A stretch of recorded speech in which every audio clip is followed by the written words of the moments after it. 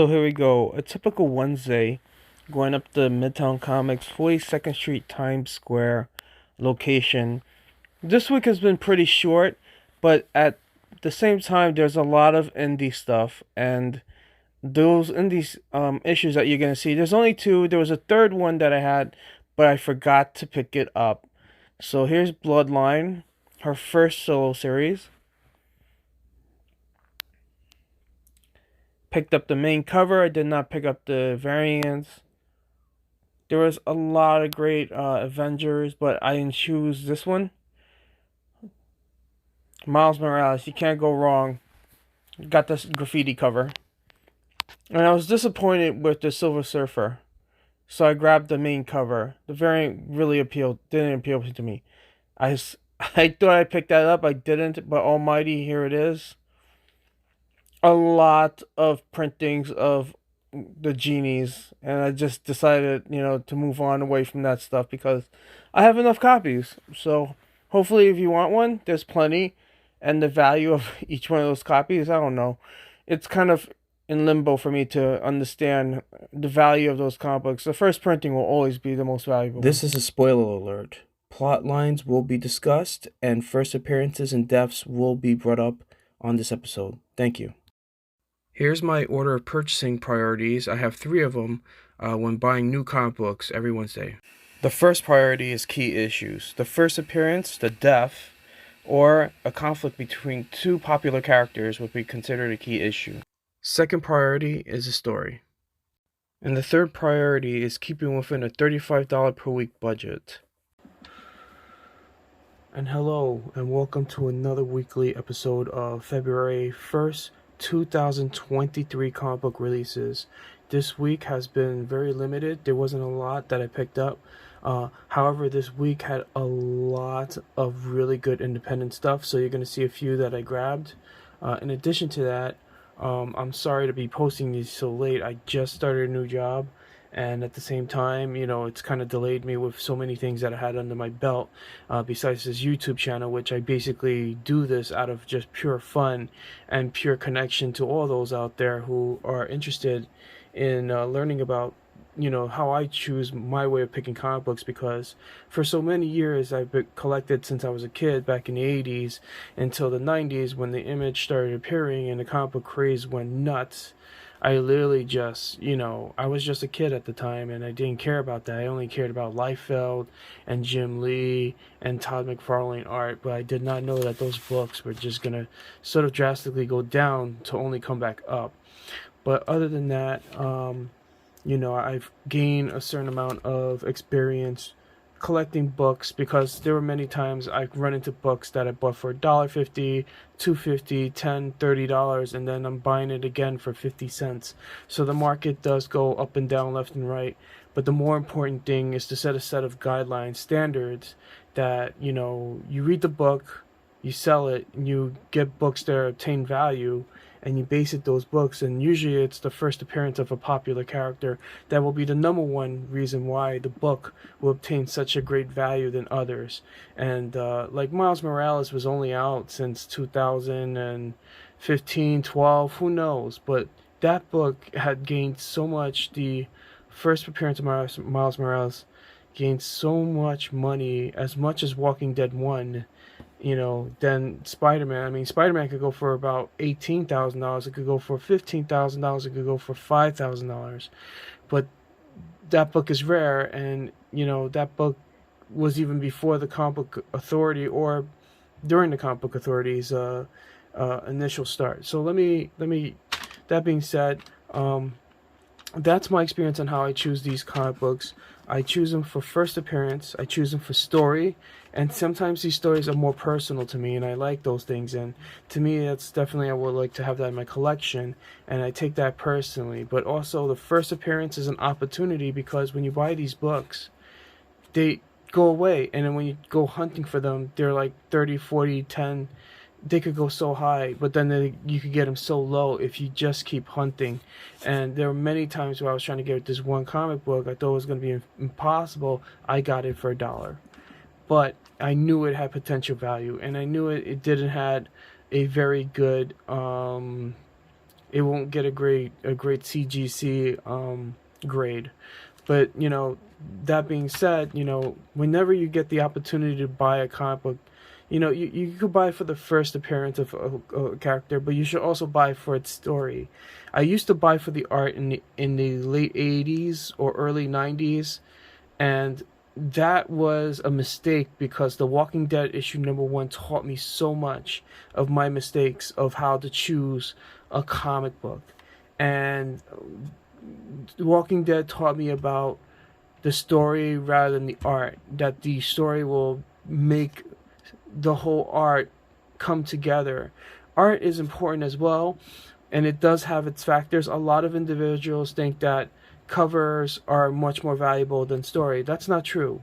In my opinion, story rules over cover, because a cover could be popular, even though it might be first appearance cover, then it'll grind back down because it's all really about the story, the actual writing inside of that. So that being said, those are my principles of why I think it's better that way, to collect a comic book that will gain value. I mean, I literally got 4 Miles Morales for $1, and they're worth $2,000 raw each. And I bought it because I liked the story so much, but I knew that the character was going to be popular. So here we go, February 1st, 2023. Let's start out with Silver Surfer Ghostlight, issue #1. This is a brand new startup. Tony Brooks and her family have moved into the quiet town of Sweetwater, but nothing quite is what it seems in their new home. Excuse me for... I'll just see if I could get rid of that glare. I know this is live. I can't do anything about the glare. Glare is just crazy for me. I hope this works out best for you guys. There we go. Maybe this.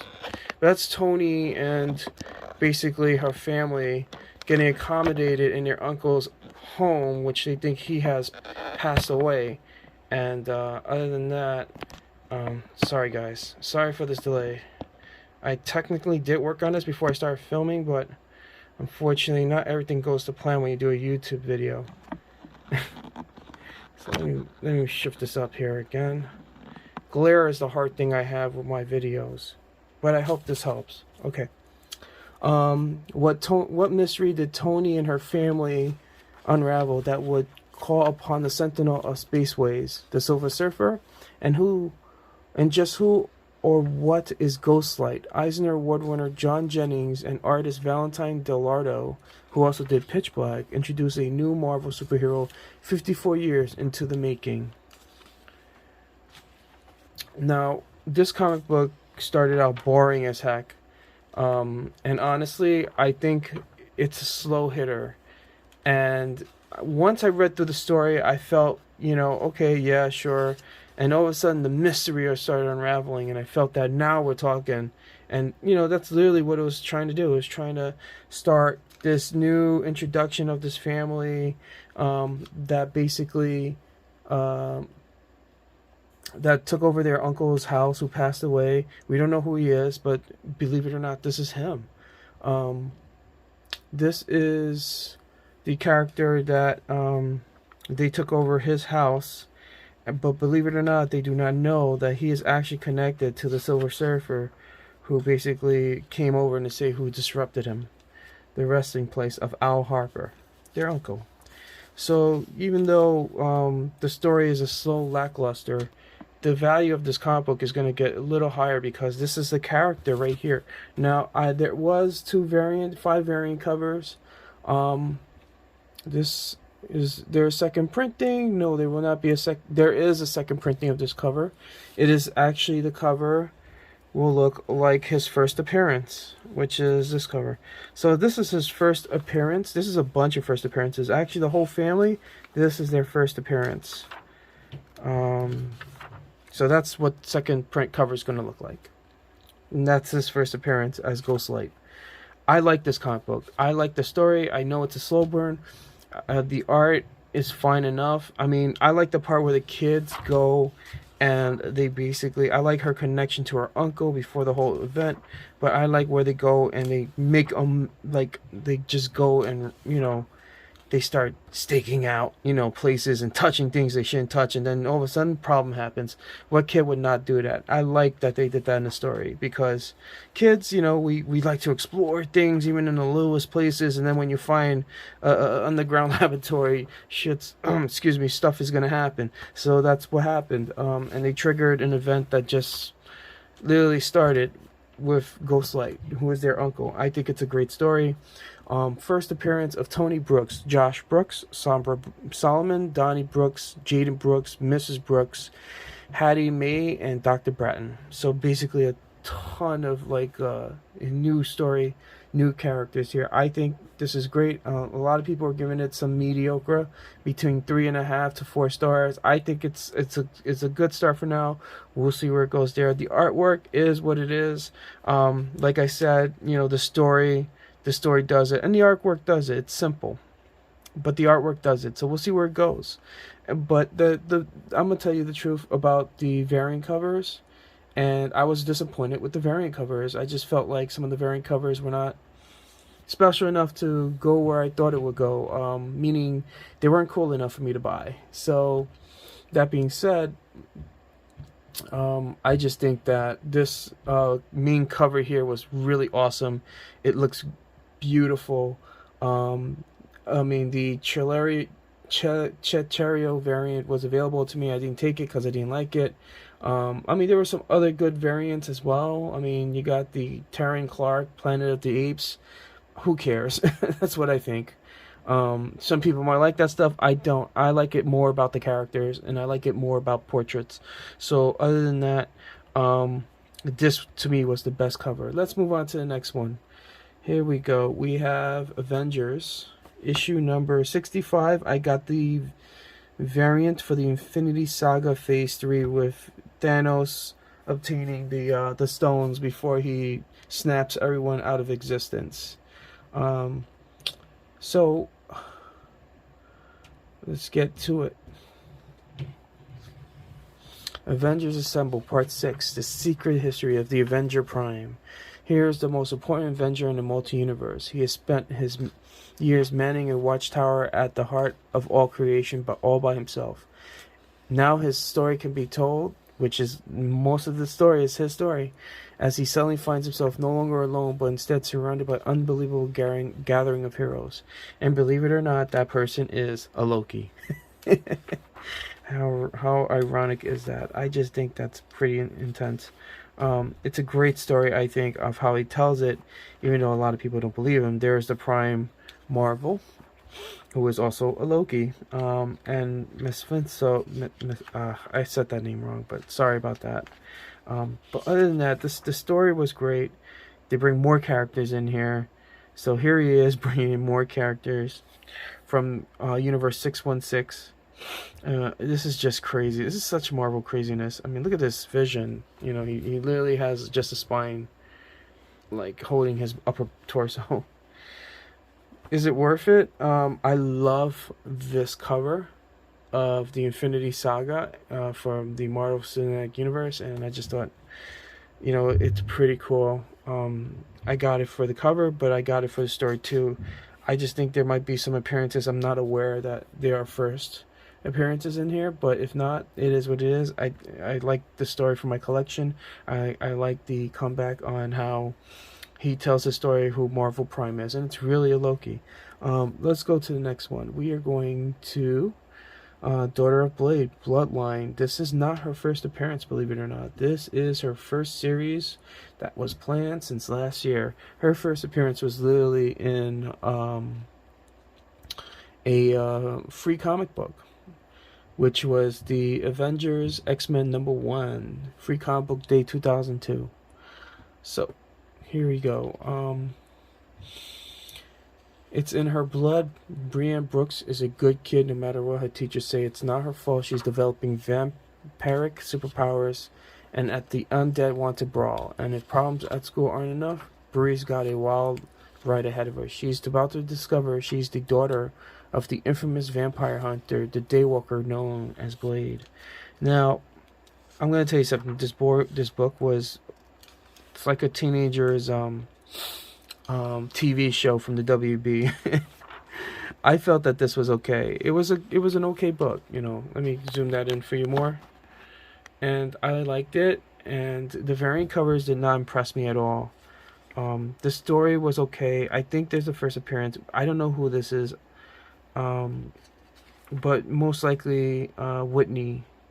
Who is that? This could be this person's first appearance, but we don't know. So, other than that, she gets introduced to her father, and this is her first series. And honestly, I thought it was an okay, solid story. It wasn't nothing big.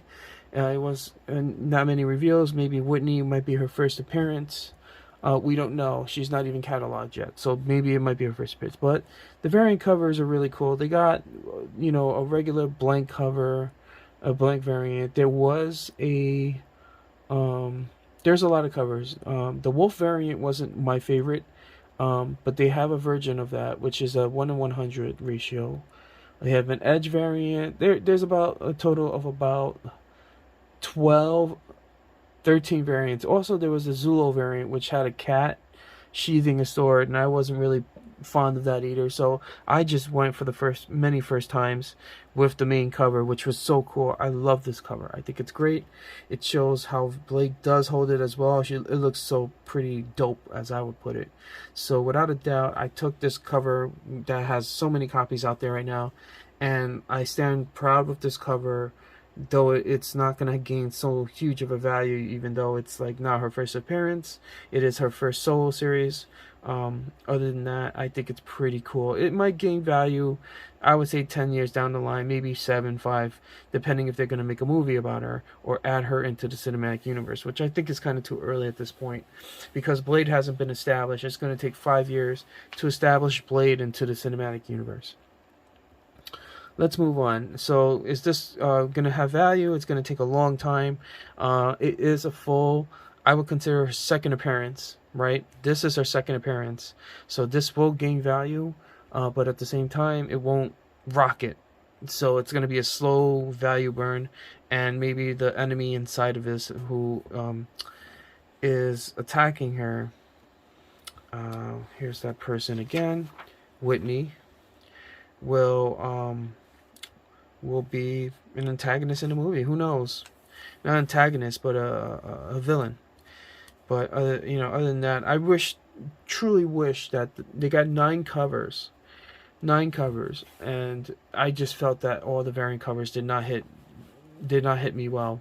So let's go to the next one. Let's go to this independent comic book, one of the first of many. I thought I had an independent comic book in here, but I don't see it. That's funny. I did have another independent comic book, but let's go. Almighty, the warning for the artist and writer returns in a comic book of a 5-series issue of Mad Max Fury Road style action combined with the mutated horror of annihilation. In this original story, excuse me, I kind of lost track here, but I'm going to tell you that this comic book is worth it. Fury Road style combines with the mutated horror of annihilation in this original sci-fi action epic for mature readers. The year is 2098 in a third world America ravaged by economic collapse, anarchy, warfare, and mysterious environmental disasters, contaminated behind a massive wall. A girl has been abducted, and her killer has been hired to find her and bring her home. As short as and streamlined that was, I think this is an awesome book. I think this is an awesome story. A lot of people have compared this to The Last of Us, which is not even close. This thing that's happening is a collapse in the government, and this is set literally almost 65 years in the future from today, 2023. And, basically it's become like a wasteland Mad Max. So, yeah, it's an apocalyptic setting. But the synopsis of the story is that a killer is hired to do something. I want to know who this killer is. And the other thing is, I want to know more about this person. And this person is a short, blonde-haired woman. Tough as balls. It reminds me of Charlize Theron's character from Mad Max Fury Road.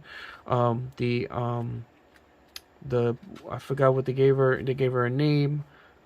Driving that rig, the war rig, and she turned against them. But this is an interesting character. It's a woman, and she's a hit person, and she was doing something that she doesn't do, which is like bring someone home safe. She usually kills people. So this person's very prepared, knows their limits, knows how to try to backtrack themselves. I don't know what this key is about, but it will happen in future issues when we find out more.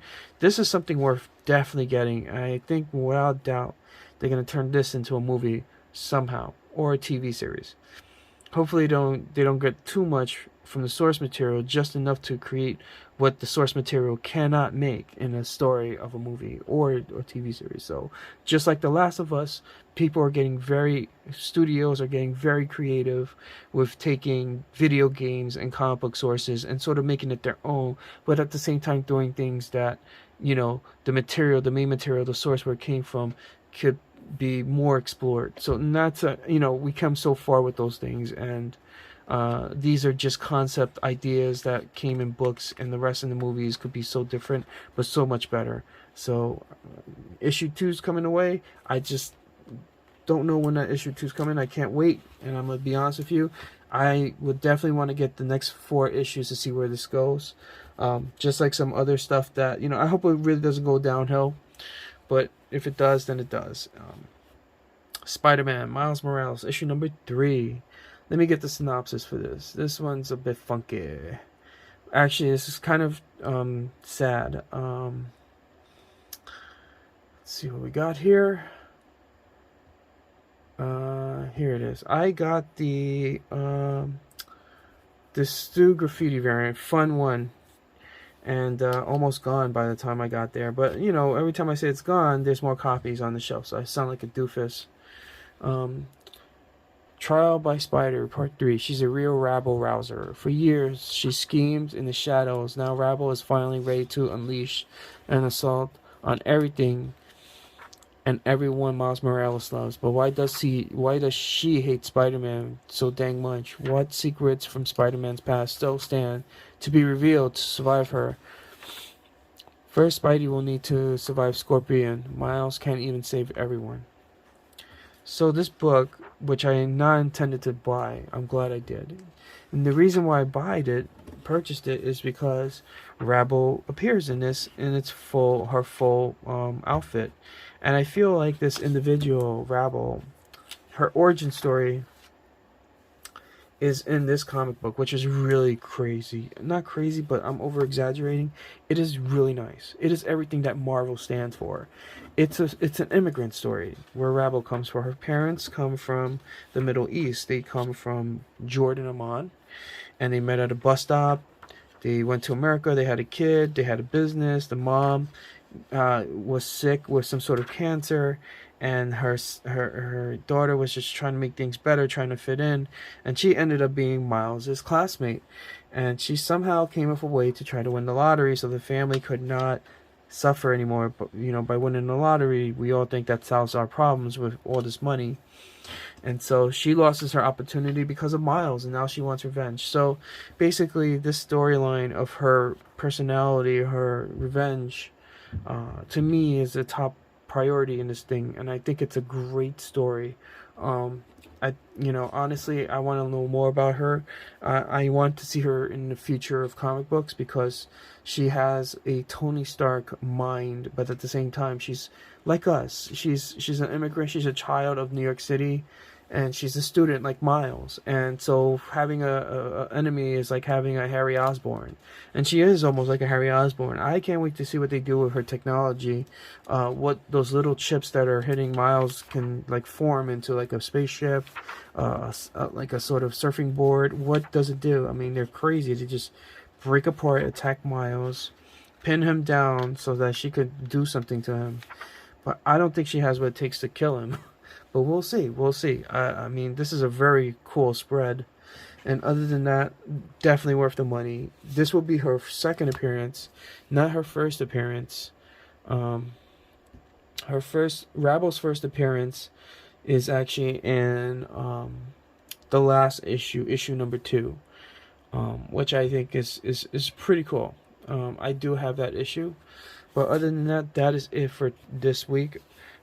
Sorry for the late one. There's going to be another one after this for the first, I think, or no, this is the first. I think the 25th of January. So thank you very much for joining. Have a great day and a wonderful night.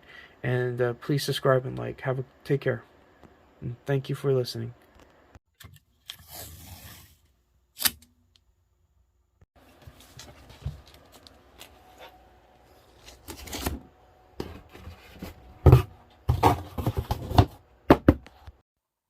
This episode was made possible by the apps and music listed below. Subscribe and like, and thank you for watching.